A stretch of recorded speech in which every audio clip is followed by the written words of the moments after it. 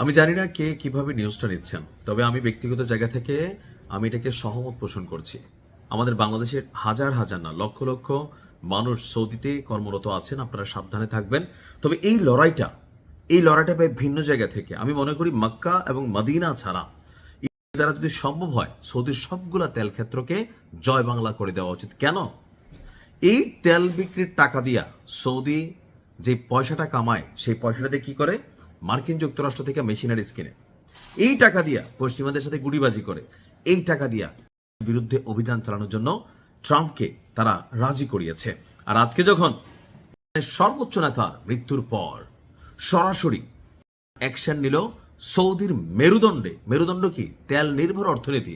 আর এই তেলের যেটা প্রধান হাব আরামকো, একটা well established oil company, Bangladesh সহ সারা পৃথিবীর অনেক মানুষ এই কোম্পানিটাতে কাজ করেন।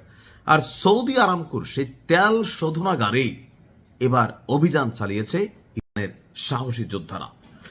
সৌদি আরামকোর রাস তানুরা তেল শোধনাগার, যেটাকে বলা হয়ে থাকে যে সৌদি আরামকোর যে তেল শোধনাগারগুলো আছে সবচেয়ে বড় আকারের এবং কি যথেষ্ট পরিমাণ আর্নিংয়েবল, মানে অর্থনৈতিকভাবে যথেষ্ট লাভজনক হচ্ছে এই রাস তানুরা নামক তেল শোধনাগার। সেখানেই অভিযান চালিয়েছে, হামলা চালিয়েছে আপনার কি বলা হয় যে ইরান। তো হামলার পর কিছু ছবি আপনারা দেখছেন, আমরা তো ছবি দেখাতে পারি নাই। তো এই হামলার পর সাময়িকভাবে এই তেল শোধনাগারের কার্যক্রম বন্ধ করে দিয়েছে সৌদি সরকার। আপনার এই তথ্য জানিয়েছে মার্কিন গণমাধ্যম ব্লুমবার্গ। সামাজিক যোগাযোগ মাধ্যমে ছড়িয়ে পড়া ভিডিওতে দেখা যায় শোধনাগারে আগুনের কালো ধোঁয়া, তবে আগুন নেভানোর জন্য সর্বোচ্চ পরিমাণ চেষ্টা করা হয়েছে। এখন আন্তর্জাতিক গণমাধ্যমগুলো বলা হচ্ছে যে সৌদির বিরুদ্ধে নামতেই পারে। এই সৌদি সম্পর্কে যত কিছু বের হচ্ছে, আমি যদি বা ইরান ক্ষমতায় থাকতাম কবে যে ধরেন মাইকা পাপ করে দিতাম, বুঝছেন না? রাজতানুরা হচ্ছে বিশ্বের অন্যতম বৃহত্তর তেল শোধনাগার এবং রপ্তানিকারকদের মধ্যে একটি। হামলার পর সতর্কতা স্বরূপ শোধনাগারের সকল কার্যক্রম স্থগিত করা হয়েছে। এই তেল শোধনাগারের দৈনিক ক্ষমতা প্রায় 5,50,000 ব্যারেল, আর এটি সৌদি অপরিশোধিত তেলের জন্য খুবই গুরুত্বপূর্ণ একটা টার্মিনাল হিসাবে কাজ করে।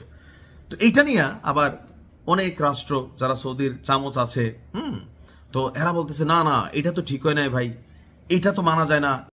কি শুরু করছে? ওদিক দিয়ে কাতারে ফুড়াই দিচ্ছে, আরব আমিরাতকে ফাড়াই দিচ্ছে, বাহরাইনকে ডুবাই দিচ্ছে। কি শুরু করলো? আমরা এতগুলা মধ্যপ্রাচ্যের রাষ্ট্র, আমরা কি মুরগা পাইলো নাকি? হ্যাঁ, আমাদের কাদের সাথে বন্ধুত্ব আছে, খেলা হবে। ভাই এই মুহূর্তে হচ্ছে আহত সিংহ। জানেন তো গল্পটা? একটা অনাহত সুস্থ সিংহ যতটুকু, বা একটা বাঘ সুস্থ অবস্থায় তার মধ্যে যতটুকু রাগ গোসা জিদ কাজ না করে, যদি সে ক্ষত হয়, আহত হয়, 100 গুণ পরিমাণ ক্ষিপ্র হয়ে যায়। এই মুহূর্তে কলিজায় কি জ্বলছে? প্রতিশোধের নেশা। যেই রাষ্ট্র, যারা চামচ, যতগুলা রাষ্ট্র আছে আরবদের মধ্যে, যারাই ইরানের বিপরীতে গুটিবাজি করছে, মার্কিন যুক্তরাষ্ট্রকে সহায়তা করছে, আমার মনে হয় চুনকে একটার মধ্যে ভাই একটা এরকম বড় বড় মেশিন চেয়ে মারতে হবে যেন খেলা জমে। যুদ্ধ তো লেগে গেছে, শেষ হয়ে যাবে 100%। আমি অ্যাডভান্স বলে দিতে পারি। যেভাবে ফ্রান্স, জার্মানি, যুক্তরাজ্য, কাতার, এখন দেখবেন সৌদি, এরা যেভাবে ভাই মাঠে নামছে একদম শেষ করে দিয়ে এই খেলাটা বন্ধ হবে। সো চিন্তা করতেছে যে আমরাও শেষ হব, তোমাদেরকেও শেষ করে দিব। বাবা চালাই যাও, ফাতে ইনশাল্লাহ আসবে। ভালো থাকুন।